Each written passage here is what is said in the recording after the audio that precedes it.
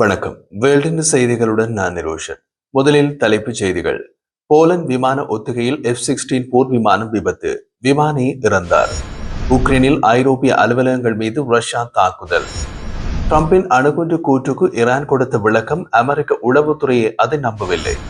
Ukraine தாக்குதலால் ரஷ்யாவின் petrol விலை நேற்று புதிய உச்சம். கிரீன்லாந்தை அமெரிக்காவுடன் இணைக்க அமெரிக்கர்கள் ரகசிய பிரச்சாரம். இஸ்ரேலிய ராணுவம் காசா நகரில் முற்றுகையிட்டு உச்ச தாக்குதல். இனி விரிவான செய்திகள். நேற்று வியாழக்கிழமை மத்திய போலந்தில் உள்ள ராடோமில் வருடாந்திர விமான கண்காட்சிக்கான பயிற்சியின் போது F-16 விமானம் விபத்துக்குள்ளானதில் அதன் விமானி கொல்லப்பட்டதாக அரசாங்க செய்தி தொடர்பாளர் ஒருவர் தெரிவித்தார். போஸ்னான் அருகே உள்ள 31வது தந்துருபாய விமான தளத்திலிருந்து வந்த ஒரு விமானம் விபத்தில் சிக்கியதாகவும் அருகில் இருந்தவர்களுக்கு எந்த காயமும் ஏற்படவில்லை என்றும் ஆயுதப்படைகளின் பொது கட்டளை தளம் தெரிவித்துள்ளது. இந்த சம்பவத்தில் மீட்பு நடவடிக்கைகள் உடனடியாக தொடங்கப்பட்டன என்று அது ஒரு அறிக்கையில் தெரிவித்துள்ளது. போலந்து ஊடகங்கள் வெளியிட்ட காட்சிகளில் F-16 பேரல் ரோல் ஏரோபாட்டிக் இறங்கல் ஒன்றை நிகழ்த்துவதையும் பின்னர் விமானம் மேலிடாமல் தரையில் மோதி தீப்பிடிப்பதையும் காட்டியது. விமானி கீழிறங்கிய விமானத்தை மேலிட வைக்க முயற்சிக்கவே இல்லை என்பது காணொலியில் தெரிகின்றது. ஆகஸ்ட் 30-31 தேதிகளில் திட்டமிடப்பட்டிருந்த பிரதான விமான கண்காட்சி நிகழ்ச்சிக்கு முன்னதாக பயிற்சி விமானங்களை காணும் நம்பிக்கையில் விமான ஆர்வலர்கள் உட்பட உள்ளூர்வாசிகள் கூட்டம் ராடோம் விமான தளத்திற்கு அருகில் கூடியிருந்த போது இந்த விபத்து நிகழ்ந்தது. விமானம் ஓடுபாதையில் மோதி அதை சேதப்படுத்தியதாகவும் வார இறுதியில் திட்டமிடப்பட்ட ராடோம் விமான கண்காட்சி ரத்து செய்யப்பட்டதாகவும் உள்ளூர் ஊடகங்கள் தெரிவித்தன. உக்ரைனின் பல பகுதிகளில் ரஷ்யா சரமாரியாக நடத்திய ஏவுகணை மற்றும் ஆளற்ற விமான தாக்குதலில் 4 சிறுவர்கள் உட்பட 17 பேர் உயிரிழந்துள்ளனர். இந்த தாக்குதல் இலக்குகளில் உக்ரைனில் உள்ள ஐரோப்பிய யூனியன் அலுவலகங்கள் மற்றும் பிரிட்டிஷ் கவுன்சில் கட்டடங்கள் ஆகியவையும் உள்ளன. ஐரோப்பிய யூனியன் அலுவலகங்களில் ரஷ்யா தாக்குதல் நடத்துவது மிகவும் அரிதானது என்று கூறப்படுகிறது. இந்த தாக்குதலில் தங்களது அலுவலகங்களை சேர்ந்த யாரும் காயமடையவில்லை என்று ஐரோப்பிய யூனியனும் பிரிட்டனும் கூறின. இந்த தாக்குதல் தொடர்பாக பிரசல்ஸில் உள்ள ரஷ்ய தூதரை ஐரோப்பிய யூனியனும் லண்டனில் உள்ள ரஷ்ய தூதரை பிரிட்டனும் நேரில் அழைத்து கண்டனம் தெரிவித்துள்ளன.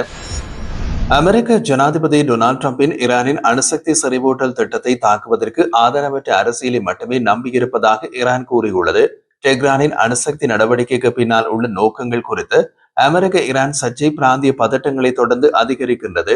ட்ரம்ப் தனது முதல் பதவி காலத்தில் 2015 ஆண்டு கூட்டு விரிவாக்க செயல் திட்டத்திலிருந்து அமெரிக்காவை ஒருதலைபட்சமாக விலக்கிக் கொண்டார். 2015 ஆண்டு அணுசக்தி ஒப்பந்தம் அக்டோபரில் காலாவதியாகும் நிலையில் யுரேனியத்தை தொடர்ந்து செறிவூட்டுவதற்கான ஈரானின் உறுதிமொழி அணுப்பரவல் அபாயத்தை எழுப்புகின்றது.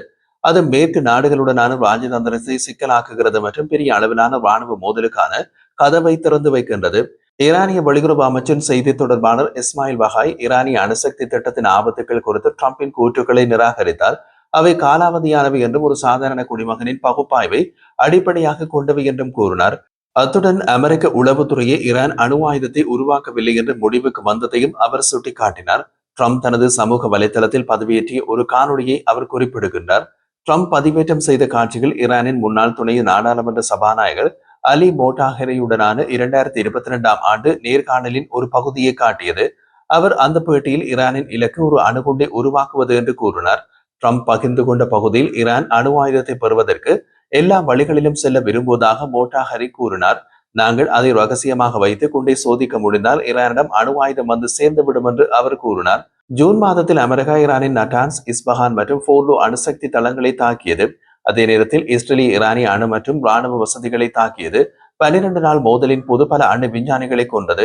மார்ச் மாதத்தில் அமெரிக்க உளவுத்துறை சமூகம் ஈரான் அணு ஆயுதத்தை தீவிரமாக தயாரிப்பதற்கு தாங்கள் நம்பவில்லை என்று அமெரிக்க காங்கிரஸ் விசாரணையில் கூறியது.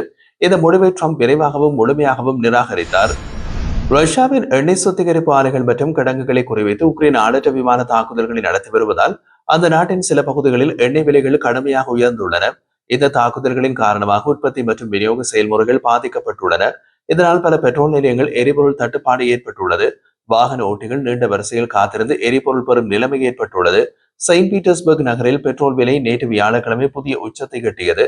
கடந்த ஜனவரியோடு ஒப்பிடுகையில் விலை 50% உயர்ந்துள்ளது.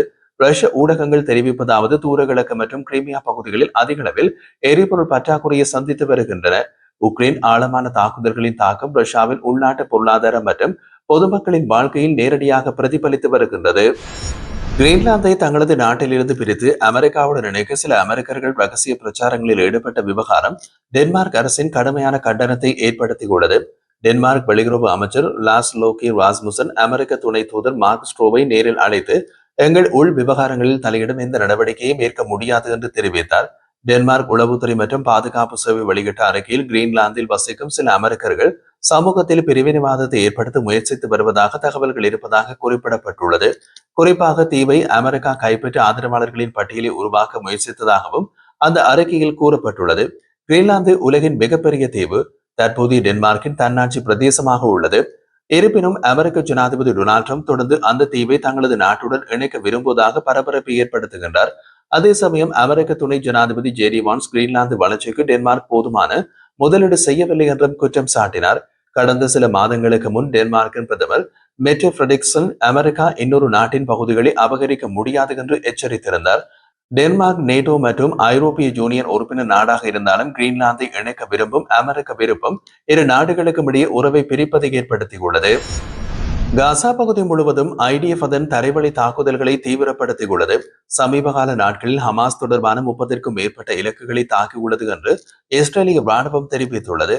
தெற்கு கட்டளை தளத்தின் கீழ் உள்ள பிரிவுகள் தெற்கு மற்றும் வடக்கு பகுதிகளில் ஹமாஸ் உள்கட்டமைப்பை மற்றும் ஆயுதம் ஏந்தியவர்களை குறிவைத்து தங்கள் முயற்சிகளை விரிவுபடுத்தியுள்ளன.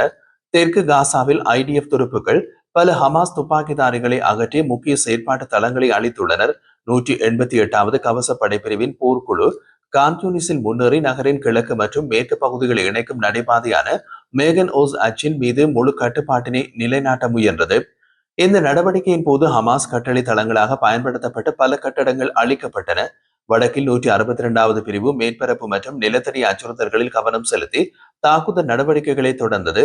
ஜபாலியா பகுதியில் செயற்படும் காலாட்படை பிரிவுகள் கடந்த 24 மணி நேரத்தில் பல சுரங்க பாதைகள் வலையமைப்புகளை இடித்துள்ளன.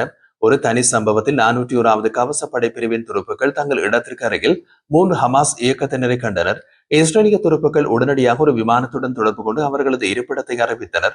இஸ்ரேலிய விமானம் ஏவுகணை ஏவி அவர்களை கொன்றது.